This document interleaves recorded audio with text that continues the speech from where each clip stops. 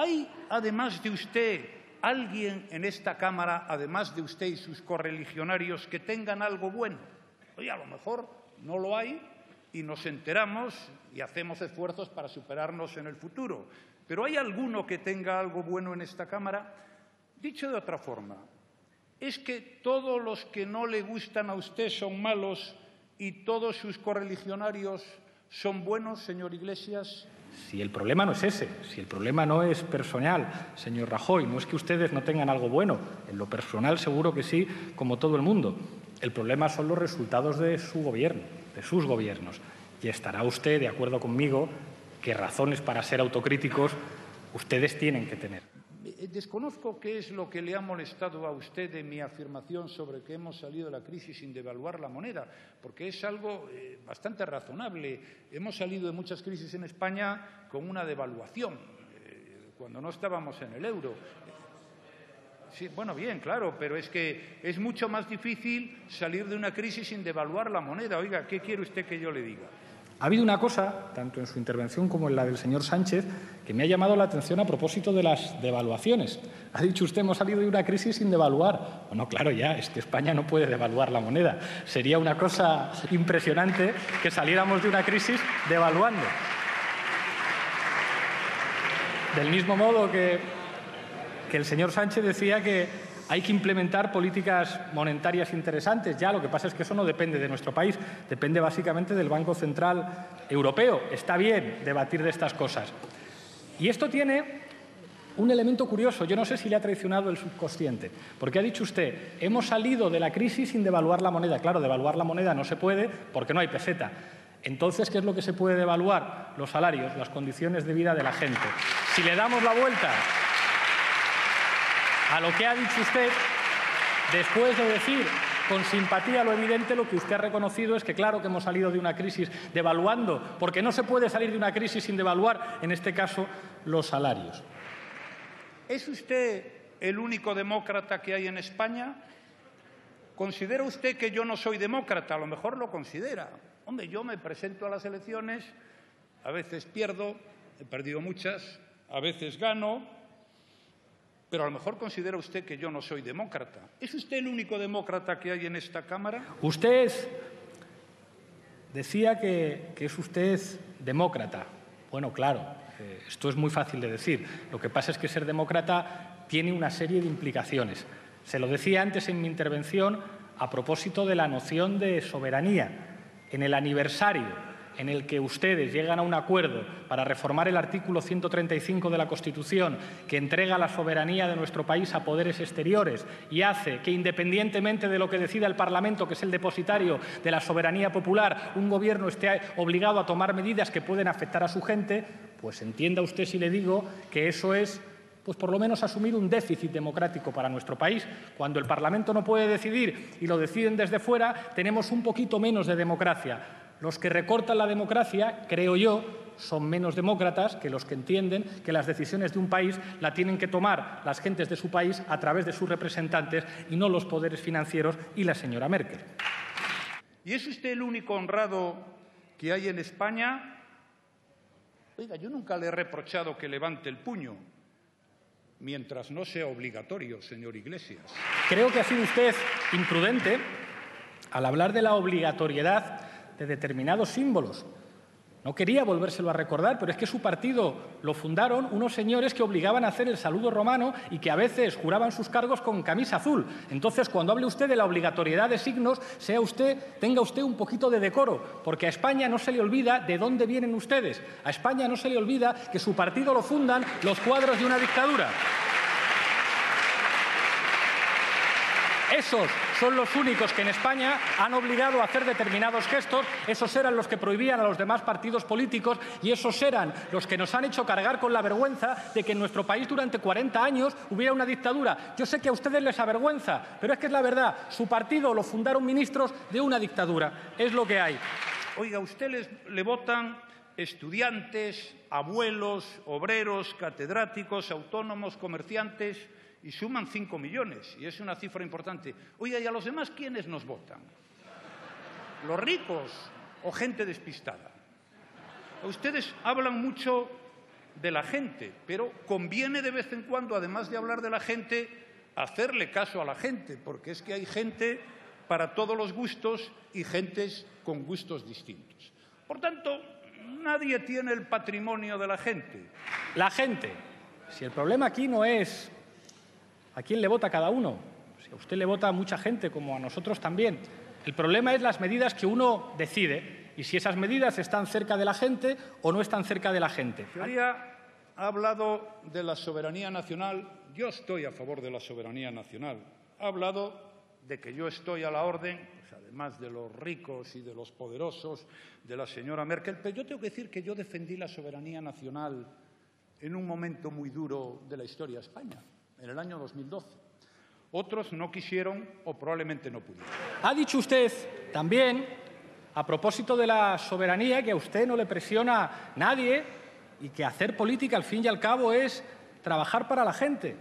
Pero claro, usted ayer dijo una cosa, ayer dijo, hace falta un gobierno que no asuste a los inversores y que no asuste a los socios europeos. ¿En qué quedamos, señor Mariano Rajoy? ¿Su gobierno ante quién da la cara? ¿Ante los inversores y los socios europeos o ante los ciudadanos? Tenemos dos concepciones de la democracia distintas. Nosotros pensamos que un gobierno da la cara ante los ciudadanos. Ha dicho una cosa que me ha sorprendido usted. Ha dicho, a mí el IBEX 35 no me presiona y no me pone un piso. Pues, hombre, a lo mejor a usted de momento no, pero al señor Aznar, a la señora Salgado, al señor Felipe González, un piso no, pero un puesto en su consejo de administración sí que los ha reservado. De Unidos Podemos y de las confluencias no hay nadie que se sienta en un consejo de administración. ¿Sabe por qué? Porque a nosotros no nos presionan ni nos ofrecen puestos en consejos de administración. Y le voy a decir lo que ha ocurrido en algunos países que usted bien conoce de la Unión Europea porque no pudieron defender su soberanía nacional. En el impuesto a la renta de las personas físicas han tenido que reducir el mínimo exento y han subido el tipo a todos los contribuyentes. Han subido el tipo impositivo de las pymes hasta el 24%, señor Iglesias. Han creado nuevos impuestos a la telefonía, al café y a la cerveza. Han subido los impuestos a la gasolina y al gasoil. Hablaba usted de Grecia y la cosa tiene narices, con perdón. Resulta que, como consecuencia de la gestión de su partido hermano en Grecia, Nueva Democracia, donde el señor Lucas Papademos, como al parecer hizo Montoro también, falseaba la contabilidad, resulta que convierten a un país de la Unión Europea en un protectorado y usted lo celebra. Un país que no tiene capacidad para tomar decisiones políticas y usted está encantadísimo de que su partido hermano allí destroce la economía griega, que lo conviertan en un protectorado, que es una humillación para el espíritu europeo, y usted presume y saca pecho, diciendo no, si al fin y al cabo en Europa tenemos que hacer lo que nos dicen desde Alemania o nos convertimos en un protectorado. Pues eso, señor Mariano Rajoy, es incompatible con ser demócrata y con defender la soberanía. Y en los últimos datos de Eurostat, yo ya le adelanto que quiero seguir trabajando para que estos datos cada vez sean mejores en España y en Europa. Pues si ve usted, en la zona euro, en el año 2014, la pobreza material severa era el 7,4. Ha bajado al 7,1 en un año. En España era el 7,1 y ha bajado 0,7 al 6,4 en un año. Pero también es verdad que, como le sucede al conjunto de la economía española, ya hablemos de cifras macroeconómicas o de lo que es la vida de la gente, las cosas están evolucionando a mejor. Los datos. Creo que es muy difícil, y se lo decía antes en mi intervención, plantear que tenemos razones para ser optimistas. Era ya poco creíble lo que decía el señor Aznar cuando hablaba del España va bien, y eso que era la época de la burbuja, era la época de los pelotazos urbanísticos y la época en la que su gestión convirtió la corrupción en una forma de gobierno y de aquellos polvos estos lodos. Pero plantear en el año 2016 que España va bien, que los datos económicos llaman al optimismo, cuando encabezamos las estadísticas europeas en desigualdad, que detrás de esas estadísticas hay personas, hay gente que no llega a fin de mes, niños que sufren pobreza, niños que no se alimentan adecuadamente, jóvenes que se tienen que marchar de España. No diga usted que España va bien. España son los españoles, no la tranquilidad de los inversores ni la tranquilidad de sus socios europeos.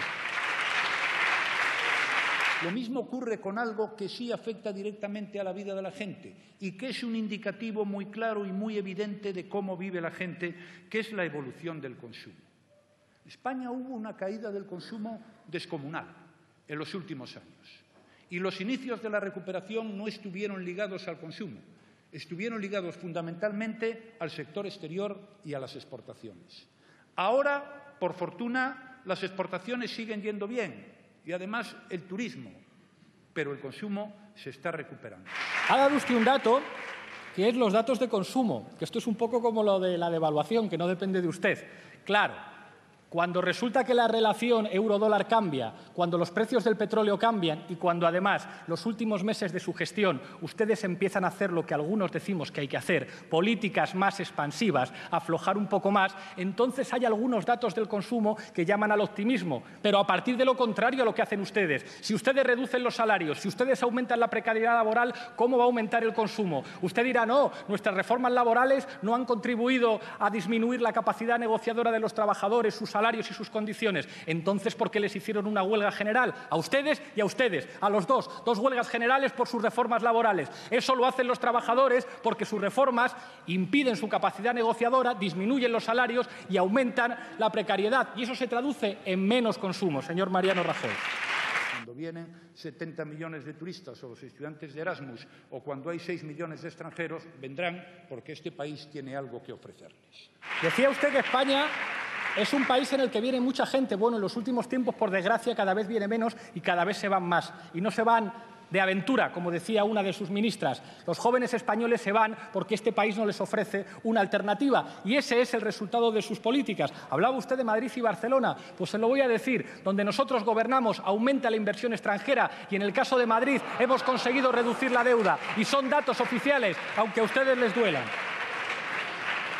El señor Domènech ha planteado las 3 alternativas posibles para salir de esta situación. Bien, son las conocidas. Una, la que hemos planteado en esta Cámara, el Partido Popular y Ciudadanos y Coalición Canaria y nuestros coaligados antes de las elecciones. Esa es la que yo estoy defendiendo aquí.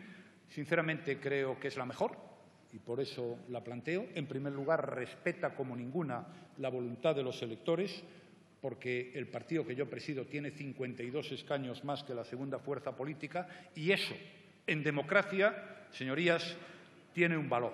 En segundo lugar, porque esas fuerzas políticas coinciden en los temas básicos, en las grandes normas que fijan la convivencia en nuestro país. En tercer lugar, porque es lo que se hace en Europa, porque creo que es un buen mensaje fuera y dentro de España y porque creo que en este momento es quien más confianza puede aportar a quienes pueden generar bienestar, riqueza y empleo. Efectivamente, hay una posibilidad de un gobierno de izquierdas con ustedes, con el Partido Socialista, con los grupos que conforman su coalición y con más, señor Domènech. Son necesarios más, usted lo sabe. Y yo también, y hay una tercera, que son las elecciones. Hay una cosa que ha dicho usted que es verdad, completamente cierta. Hay 3 opciones en este país, o repetición de elecciones, o un gobierno de ustedes, mediante un acuerdo con el Partido Socialista, porque si no, no hay manera, o un gobierno a través de un acuerdo del Partido Socialista con nosotros. ¿Y sabe lo que se está jugando en esas 3 opciones? Básicamente 2 ideas de España. Su idea de España tiene que ver con usted.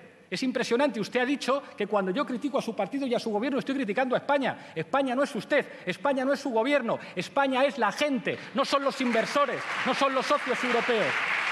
Para nosotros, que somos una fuerza política, les recuerdo, de ámbito estatal, con resultados electorales importantes en todo el territorio. Es muy difícil plantear un proyecto colectivo, un proyecto de hermandad, cuando se es una fuerza política subalterna, como son ustedes en Cataluña y como son ustedes en el País Vasco. Yo le digo, nuestra idea de España es con sus pueblos y con sus gentes dentro, porque este país es la gente que compone este país, no son las banderas que llevan algunos en la pulsera mientras tienen cuentas en Suiza o en Andorra. Esa es la diferencia de la idea de España que nosotros tenemos. Para nosotros España son sus pueblos y sus gentes. Creo que no tiene ningún sentido que hagamos un debate sobre los orígenes de todos los que estamos aquí.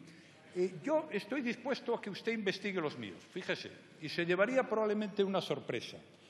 Ahora, si investigamos los de los 350, incluidos los de su grupo, se llevaría probablemente muchas más sorpresas. A propósito de las investigaciones, yo creo que a nadie se ha investigado tanto en España como a nosotros. El problema no es ese. El problema es que quizá a los de usted se les ha investigado poco. Ojalá se les investigara un poco más. Señoría, Yo estoy contento, ya lo he dicho en algunas ocasiones, de haber pactado la inclusión en la Constitución del la reforma del artículo 135 de la Constitución. Pero quiero decirle una cosa, eso no era una imposición de nadie, eso lo firmamos nosotros porque quisimos. Me ha sorprendido lo que decía usted sobre la Unión Europea, diciendo que el artículo 135 está muy bien, que la renuncia a la soberanía de los Estados de la Unión, que no ha sido sustituida por espacios de representación democrática en Europa, donde el único espacio de representación democrática es el Parlamento Europeo, que es en el mayor de los casos una cámara colegislativa, que usted diga eso cuando cada vez que han tenido que votar los ciudadanos europeos sobre Europa el resultado es contra la Unión Europea, cuando el Reino Unido se acaba de ir, pues revela que efectivamente no tenemos la misma noción de Europa. Leía el otro día a Jorge Semprún, que reivindicaba los valores de la 9, antifascistas españoles que participaron en la liberación de París, como el origen democrático de la Unión Europea, como ese proyecto antifascista que reivindicaba los derechos sociales. Esta Europa ordoliberal, esta Europa contra los derechos, es una Europa distinta a la que nosotros queremos construir, a una Europa democrática, con derechos sociales y con soberanía. Por eso vemos las cosas de manera tan distinta. Es verdad que hay personas nacionales españoles que están fuera de España, más hace años. Pero es verdad que si usted coge los datos de la EPA, por ejemplo, del primer y segundo trimestre, verá que España es el país de la Unión Europea donde hay un mayor porcentaje de extranjeros trabajando. Ese es un dato también positivo. Usted decía que le parece muy bien que algunos españoles se vayan fuera. Yo no quiero ser una periferia de Europa. La mayor parte de la gente que viene a trabajar a España viene a trabajar en actividades de bajo valor añadido, mientras nuestros mejores investigadores se van a Alemania, al Reino Unido o a Estados Unidos. Yo no quiero ser una periferia de Europa, señor Mariano Rajoy. Igual que le hubiera convenido saber, ahora que hablamos de Grecia, a alguien que estuvo diciéndole al conjunto de la gente una cosa, organizó un referéndum, lo ganó y luego tuvo que hacer exactamente lo contrario de lo que le estaba diciendo a la gente y de lo que la gente dijo. Ha dicho usted algo que me parece preocupante. Ha dicho usted, claro, es que algunos convocan un referéndum, lo ganan, pero luego no pueden hacer lo que han dicho los ciudadanos porque Alemania les dice otra cosa. Hombre, que lo piense usted está bien, pero que diga abiertamente en un Parlamento que le parece bien que un gobierno no pueda aplicar lo que han dicho sus ciudadanos votando, me parece grave. Por eso le digo que no tenemos la misma concepción de la democracia. Todos los pueblos y toda la gente. Y no toda la gente piensa igual, por fortuna. No toda la gente piensa igual. Entonces, no se apropie usted ni de los pueblos, ni de la gente, ni, como lo dije antes, ni de la sensibilidad social. Ha dicho usted que no todos en España piensan igual. Tiene usted razón, pero todos en España necesitan una educación pública, una sanidad pública y una vivienda digna, señor Rajoy.